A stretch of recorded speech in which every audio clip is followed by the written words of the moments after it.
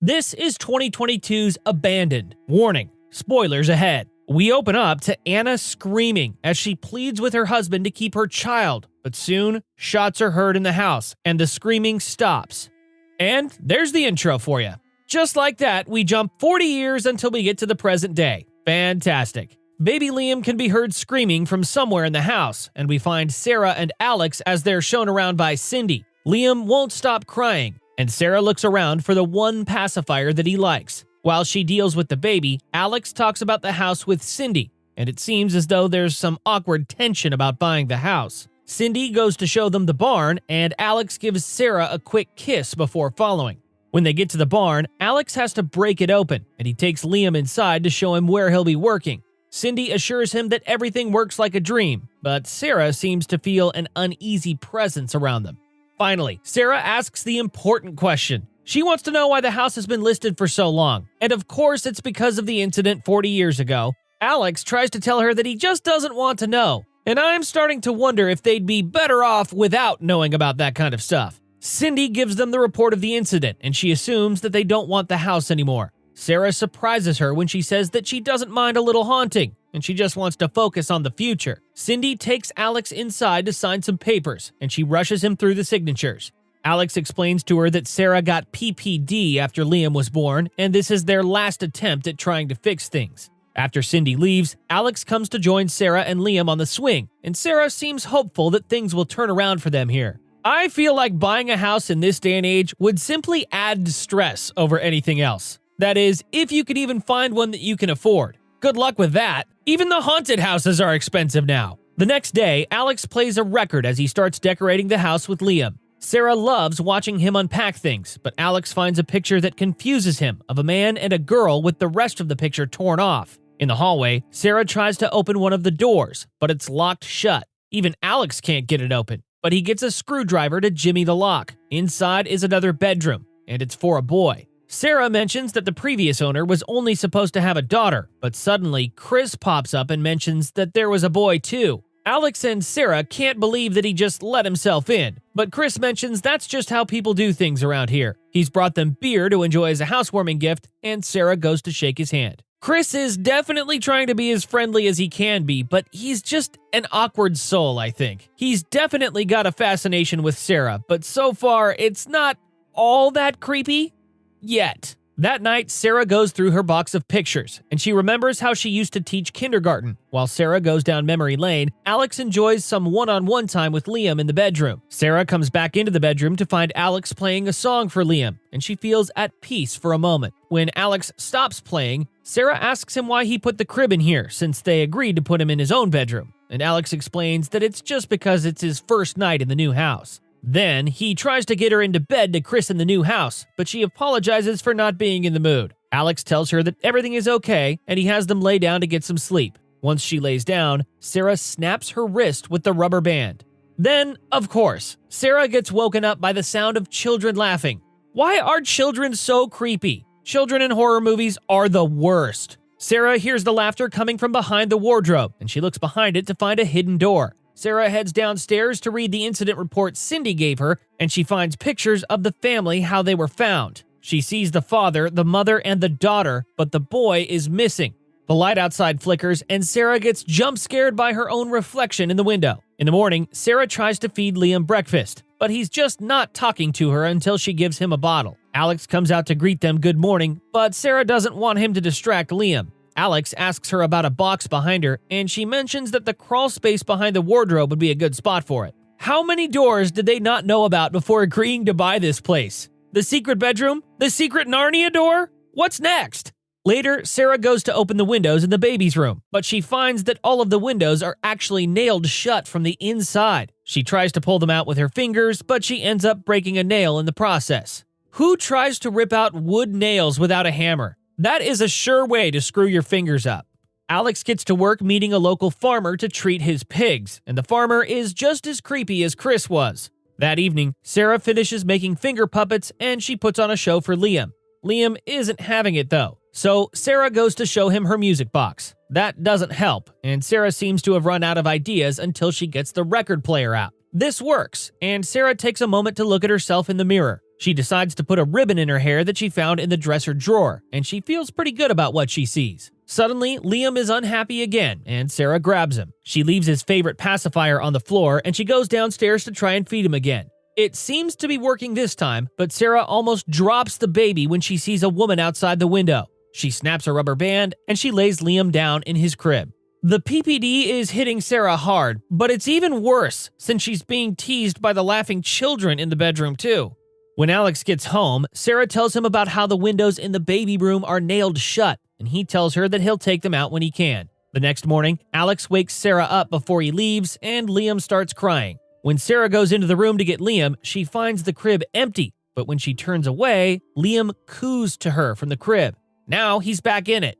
What the heck? When Sarah and Liam go downstairs to eat breakfast with Alex, she asks him to stop by Chris's house to ask him to fix the screen, and Alex hops up to leave for work. Later, Sarah goes to put clothes away, and she finds an old dress hanging in the closet. Suddenly, her music box plays in the other room, and Sarah takes Liam to the room to shut it off. Only the music box has been moved to the master bedroom now. After handling that, the ghost children laugh louder from the wardrobe, and they start thumping now. Sarah does her best to move it, but she can't make it budge. She starts hearing swarms of flies coming from the wardrobe, and suddenly, flies cover Sarah's face and disappear just as quickly. This is definitely a weird haunting. Chris shows back up, and he tells her that he fixed the screen before asking if she's okay. Meanwhile, Alex goes back to the pig farmer, and he finds that the litter is bad. The farmer tells him to get rid of the father to do testing, and Alex feels uneasy about this. Back at the house, Sarah and Liam sit with Chris to talk about what happened to the boy in the old family.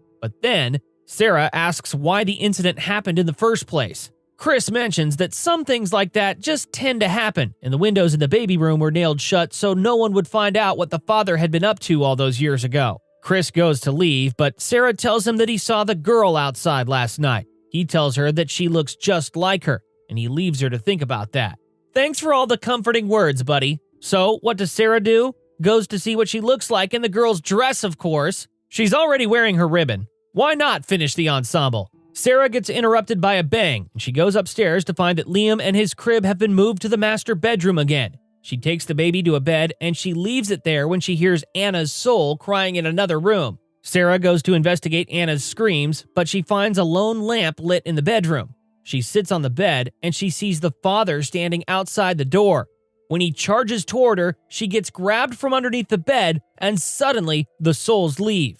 Meanwhile, Liam was left alone on the bed, and he knocked a lamp over and fell from the bed. Sarah goes to comfort him, and she snaps the rubber band on her wrist. That night, Alex handles the pig, and he comes home to find Sarah sleeping already. Later, Alex lays down with her, and Sarah questions whether she's connected with Liam.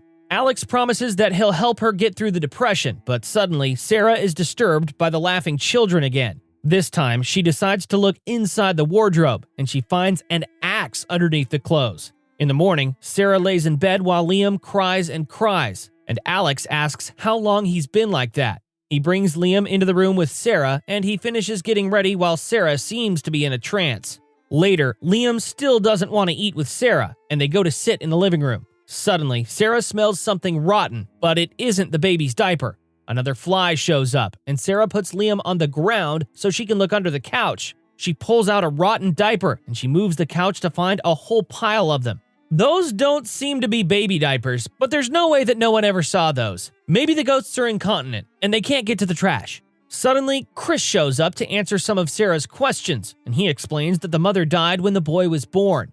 He tells her that this is why the father was so rotten, and he assumes that this was just his way of grieving.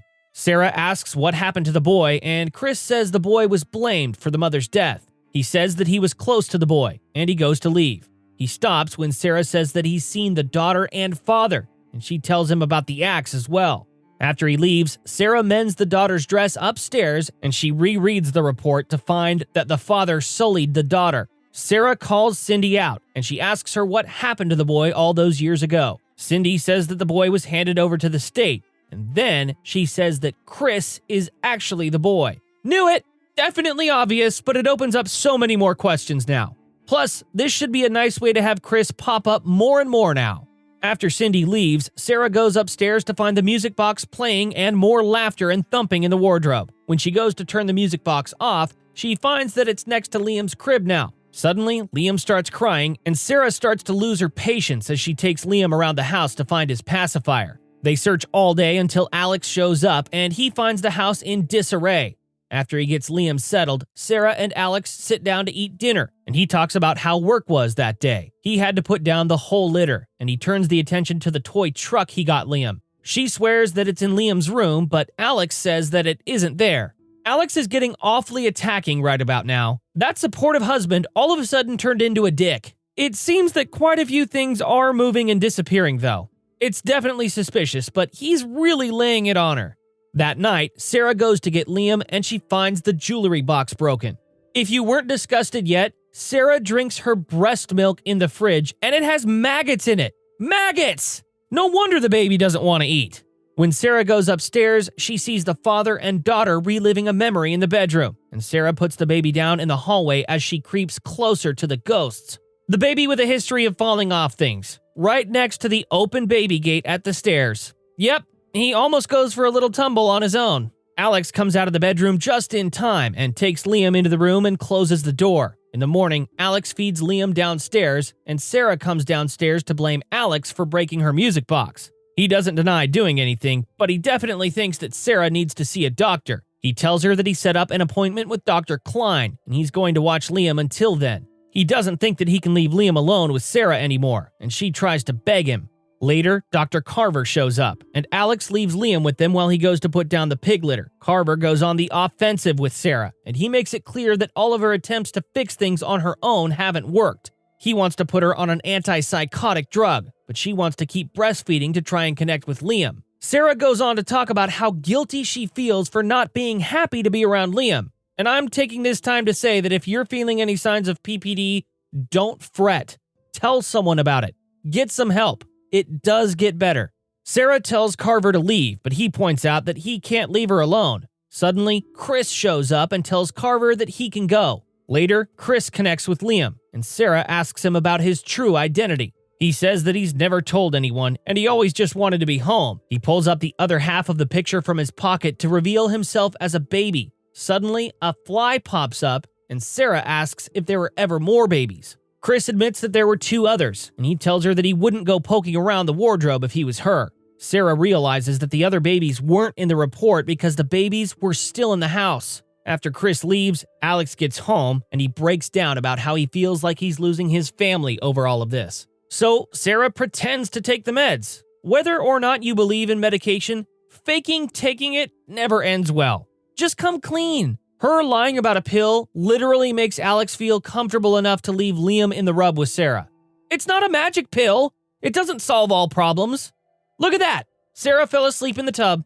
When she wakes up, the father attacks Sarah, but she comes to in time to save Liam from the rising water. Sarah guards Liam for the rest of the night, and she keeps the father out of the bedroom. When she hears Alex downstairs, she starts going downstairs, but she sees a figure snatch Liam. She runs after it to find the wardrobe open, and she climbs inside. Inside, she finds all the toys and pictures that had gone missing, and 2 kids hold Liam in front of her. She asks for Liam back, but they tell her no. They blame her for hurting Liam like the father hurt them, but she's not taking no for an answer. As the one child swings the axe, Sarah jumps in the way.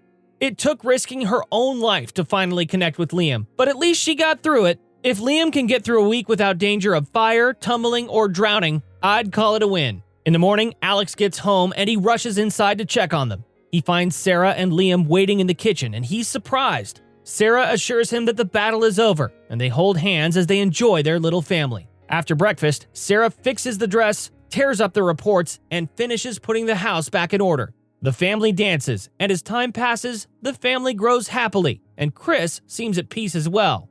Then the credits roll. This was pretty solid, and it touched on supernatural as well as real-life postpartum. I enjoyed the movie immensely, even though the ending was a little too cheery for my taste. Anyone who knows me knows I prefer some bittersweet endings. Give it a shot. Thank you for watching, and I hope you enjoyed the video. Don't forget to like and subscribe for more like this one. Comment what you think I should watch next, and I'll see you in the next video.